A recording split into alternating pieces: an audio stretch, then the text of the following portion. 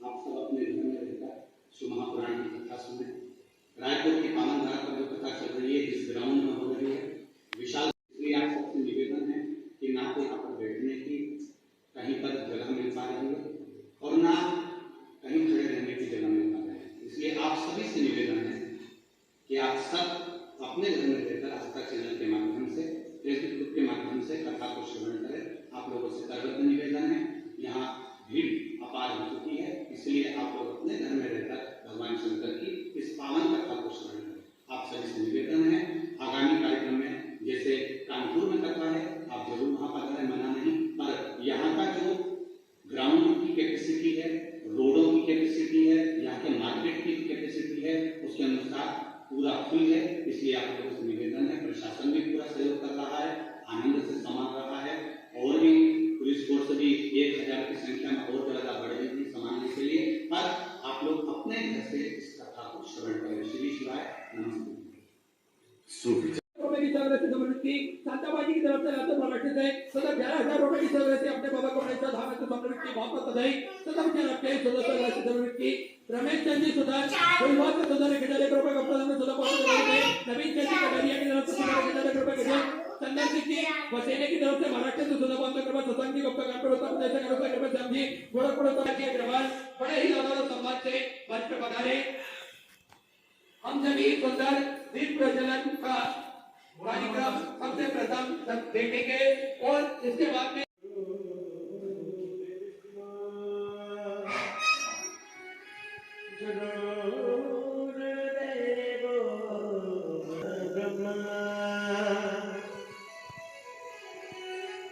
तस्मै श्री गुरुवान और कालों की काल आशीर्वाद की कामना करते हैं और जब आशीर्वाद की कामना के लिए बैठेंगे तो इस स्थल पर बैठे हुए सभी लोगों को इस बात के लिए शुभकामना भी देती हूँ और सौभाग्य भी मानती हूँ कि आपके भी दर्शन का सौभाग्य मुझे मिला है और रायपुर के इस शहर में महाराज जी का आगमन जहां तक नजर जाती है केवल लोग ही लोग दिखाई देते हैं। मेरा ख्याल है मैंने अपने जीवन में इतना बड़ा जन सैलाब आज तक नहीं देखा है। भगवान शिव की कृपा है, भगवान शिव की कृपा आप सब पर हो और हम सब इस शिव पुराण को सुनने के लिए, महाशिव पुराण के सुनने के लिए यहाँ उपस्थित हुए हैं। मैं आयोजनकर्ताओं को भी बधाई देती हूँ।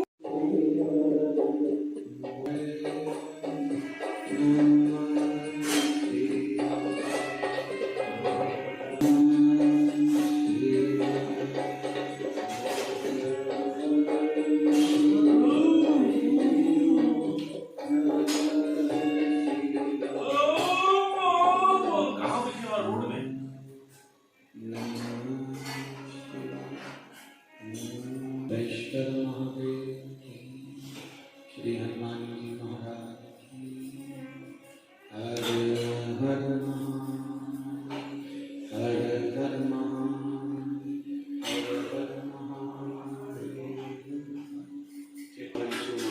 की कथा संपूर्ण विश्व के कल्याण हेतु श्रवण करने का सौभाग्य बाबा देवादिदेव महादेव की कृपा से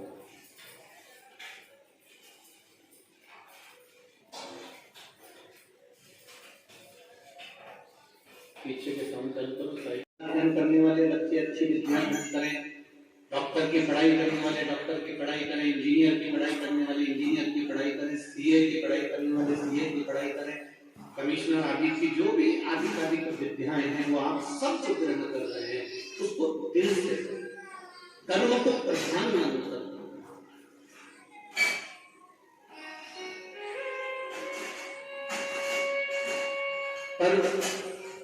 कर्म को प्रधान मानकर अगर आप आगे बढ़ रहे हो और कर रहे हो तो उसमें एक काम जरूर करना कि अपने कर्म के साथ में विश्वास को भी जागरूक रखना।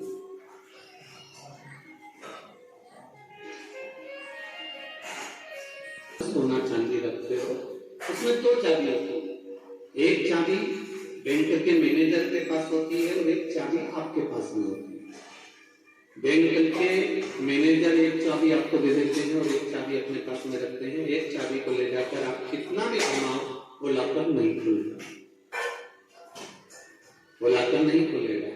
बैंक का मैनेजर उस चाबी से अपनी चाबी से घुमाएगा तो भी वो लॉकर नहीं खुलेगा। बैंक का मैनेजर कितना भी लॉकर खोलना चाहे तो भी वो लॉकर नहीं खुल सकता। और तुम अपनी चाबी घुमाकर कितना भी लॉकर खोलना चाहो वो लॉकर नहीं खुल सकता।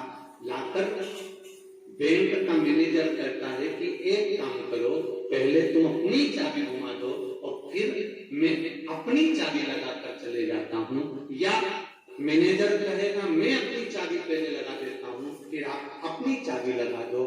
शिव पुराण कहती है कि कर्म की चाबी हमारे पास में, हम कर्म की चाबी को घुमाते रहें घुमाते रहें घुमाते रहें, लॉकर को खोलते रहें, कर्म करते रहें। कर्म की चाबी को घुमाना हमारा काम है और भाग्य की चाबी को घुमाना महादेव का काम है। वो आएगा और चाबी घुमा कर चले जाएगा।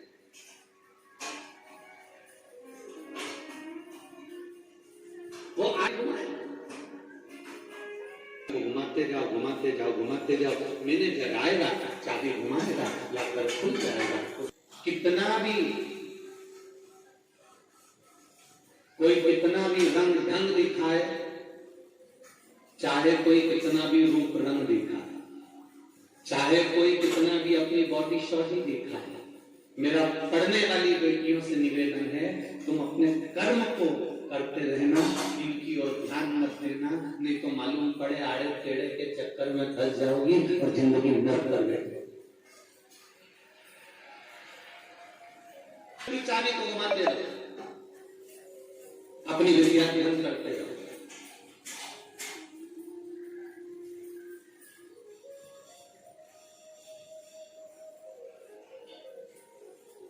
कह देना मैं भी एक है उज्जैन में रहने वाला काल अधिपति, उसको बहुत चाह,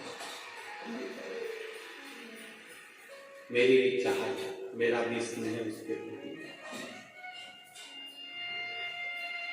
दिल तुमसे लगा बैठे जो होगा, वाह तुम लोगों को तो लाइन याद है, गजब कितने अच्छे कितने बढ़िया बढ़िया तुम लोग। रात्रि को भी मैंने देखा कि इसने वीडियो भेजा था, क्या जोरदार जोरदार भजन हमारे आशीष जी दिखा रहे थे।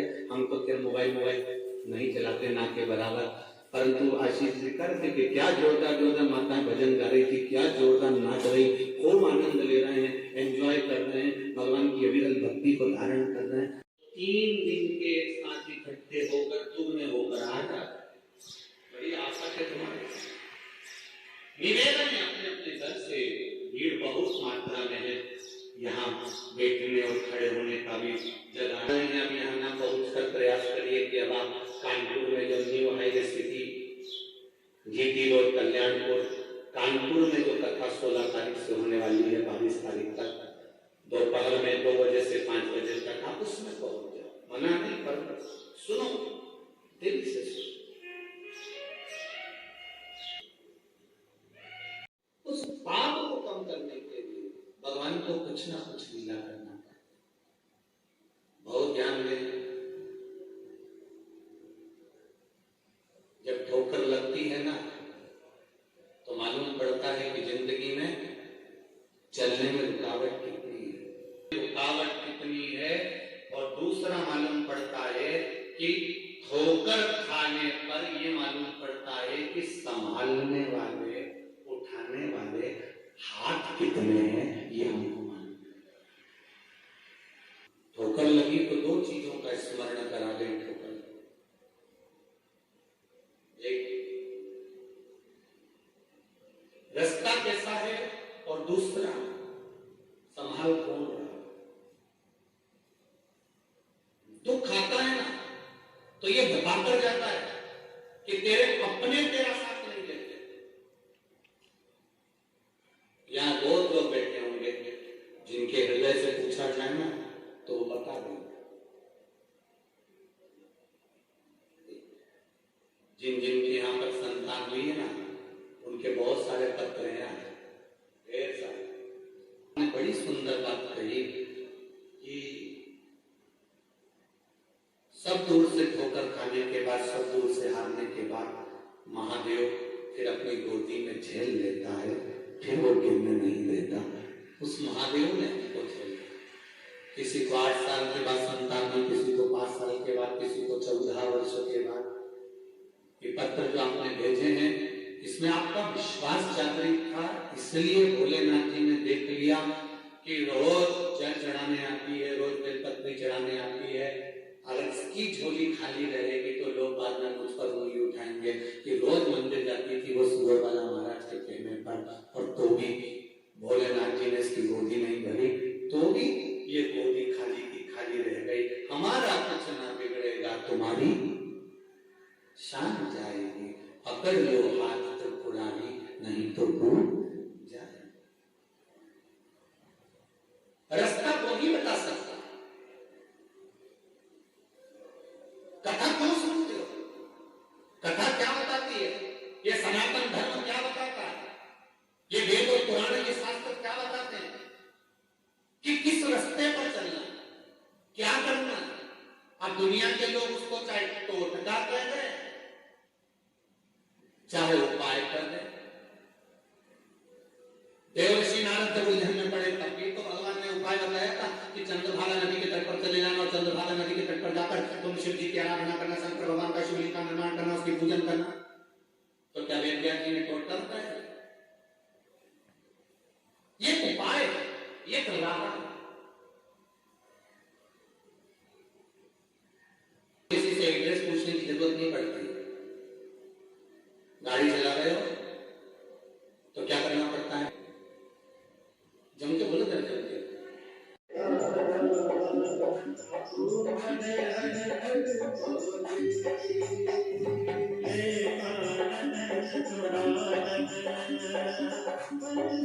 तेरा